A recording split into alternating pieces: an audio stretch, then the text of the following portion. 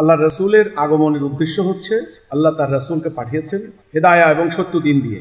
ওয়াল্লাযী আরসালা রাসূলাহু বিল হুদা ওয়া দীনিল হক লিইয়ুযহিরাহু আলা দীনি কুল্লিহি। সূরা ফাতিহা 28, সূরা সফ 9, সূরা তওবা 33।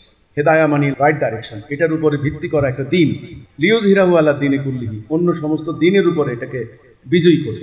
তো আল্লাহর এই দিনটাকে বিজয়ী করার জন্য নবী করিম সাল্লাল্লাহু আলাইহি সাল্লামকে আল্লাহ জিহাদের নির্দেশ দিয়েছেন, কেতালের নির্দেশ দিয়েছেন।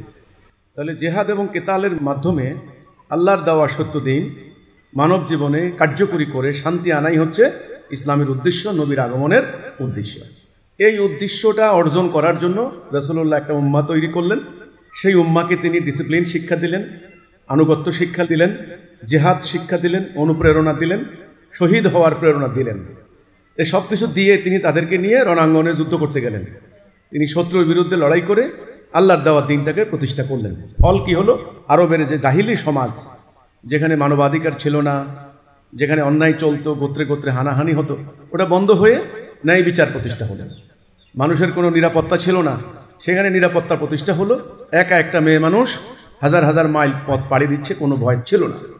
এটা হলো ইসলামের উদ্দেশ্য। এখন আজকে সারা পৃথিবীময় বিভিন্ন সংগঠন কাজ করছেন, কেউ নির্বাচন করছেন, কেউ বিভিন্ন তরিকতপন্থীতে মানুষের আত্মার ঘষামাজা করছেন। আসলে পৃথিবীতে মানবাধিকার লঙ্ঘিত, মানুষ আজকে আতঙ্কে ঘুমাতে পারছে না, ট্যাক্সের অত্যাচারে মানুষের জীবন নাবিশ্বাস হয়ে যাচ্ছে, সুদ ঘুষ রাহাজানি। অন্তত এই মুহূর্তে 40টা রাষ্ট্রে যুদ্ধ চলছে, অধিকাংশ সীমানায় সংঘর্ষ হচ্ছে। গত 2টা বিশ্বযুদ্ধে 14 কোটি মানুষ খুন হয়েছে, 3য় বিশ্বযুদ্ধেরও দ্বার প্রান্তে এসে দাঁড়িয়েছে।